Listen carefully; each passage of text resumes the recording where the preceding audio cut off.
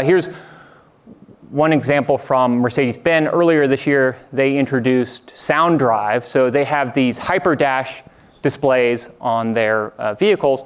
And Sound Dash is a music generation system. They partnered with will.i.am to do it. It harvests all the data from the vehicle. So it takes all of the data that we have in that vehicle, the GPS, the accelerometers, the gyroscopes, and then allows it to drive the music experience. Here's will.i.am talking about this. In this new renaissance, music is composed, rearranged, and made by simply driving. And the instrument and orchestra is the car. The conductor is you, the driver. Yeah. And every single commute and drive will create something different.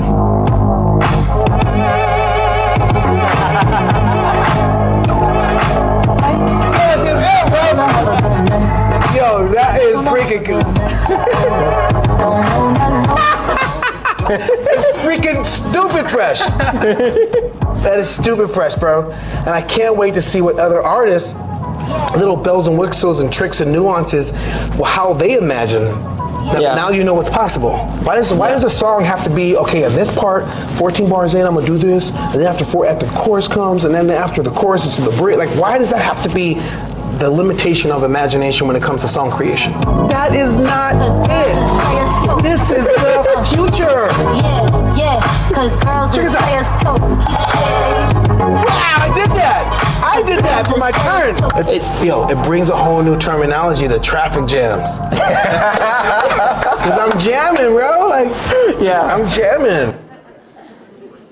Now, maybe we don't want our teenage children driving these cars. I don't know. Maybe this is all a bad idea. But you see how we're taking data that wasn't really designed to drive the music experience. And we're redeploying it in entirely new ways, and it's changing what that experience is. And as will.i.am talked about, every drive is different, every commute is different, because of the way you drive and the traffic and other things change the music that you end up hearing.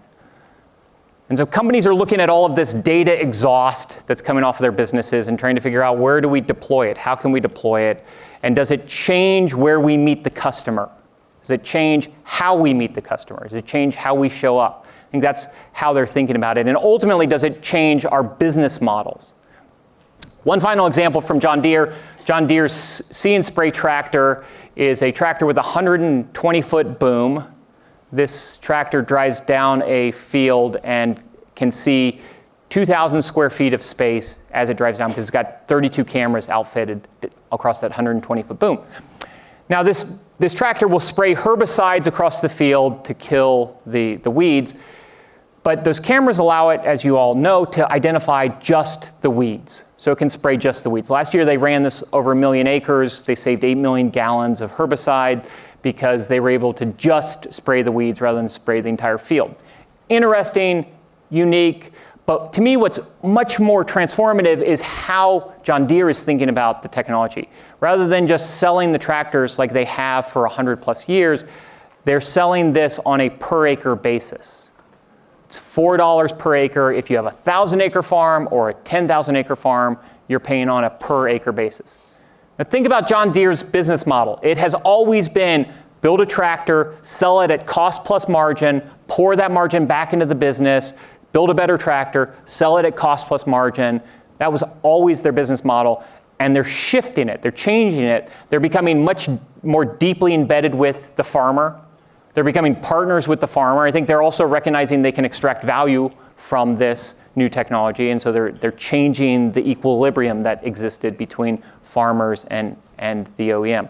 And so I think that is a big piece of where you've seen it. And you look in the OEM market, and they're totally thinking about this. How do we extract value in different ways?